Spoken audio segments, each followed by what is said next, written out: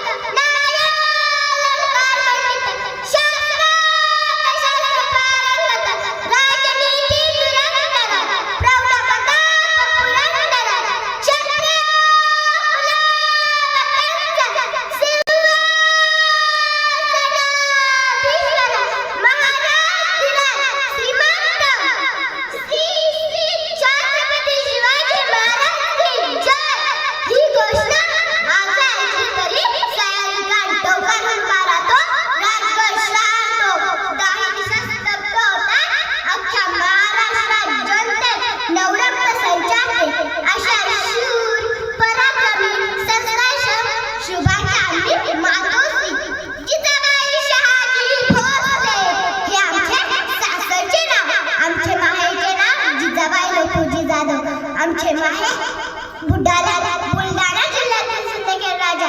आमचा जन्म 12 जानेवारी 1568 साली झाला. आम्ही जेव्हा जन्माला आलो तेव्हा आमच्या आई-वडिलांना एवढा आनंद झाला की त्यांनी हातीवरून सर्वांना साखर वाटली. त्यांनी आमचे नाव जिजाबाई ठेवले. आमच्या वडिलांकडे सरदारकी असल्यामुळे लहानपणापासूनच युद्ध, राजनीती, डावपेच, सल्लामसलत या सर्व गोष्टी आम्ही पाहत आलो. तलवारबाजी, घोडेस्वारी, दांडपट्टा, भालाफेक या सर्व गोष्टी आम्ही खूप आवडीने आणि सहजपणे शिकलो.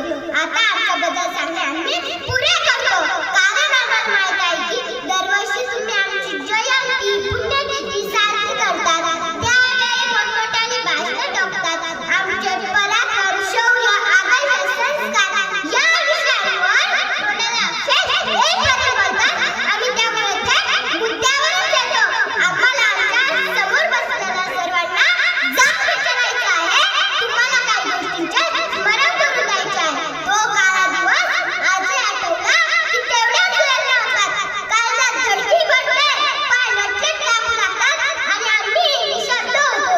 दुसऱ्या क्षणी पायाची आग मस्तकात जाते. माणुसकीला काळीमा फासणारी घटना आमच्या स्वराज्यात घडावी, भारतात घडावी याची चीड येते आणि किळस सुद्धा येते. अहो यजमान आर्यस्तु पूज्यते, रमन्ते तत्र देवता. म्हणजे ज्या ठिकाणी स्त्रियांची पूजा केली जाते तिथे देवतांचे वास्तव्य असते. अशी संस्कृती जपणाऱ्या आमच्या श्रीबाईंच्या या स्वराज्यात, या भारतात आज त्या मुली खरंच सुरक्षित आहेत का? मागच्या वर्षी रुग्णांची सेवा करणाऱ्या श्री डॉक्टरवर सामूहिक अत्याचार झाला. त्यानंतर लगेचच बदलापूर येथे शाळेत जाणाऱ्या 2 मुली एका आव्हानाच्या शिकार झाल्या. आता तर हद्दच झाली हो. 3 वर्षाच्या लग्नाला नाही सोडलं हो. या आव्हानांनी एवढी माणुसकी कशी संपू शकते? या अशा घटना पाहून मला सारखा विचार येतो, अरे हाच तो महाराष्ट्र आहे का? ज्या महाराष्ट्रात आमच्या शुभांनी परिस्थितीचा आदर केला आणि ज्याने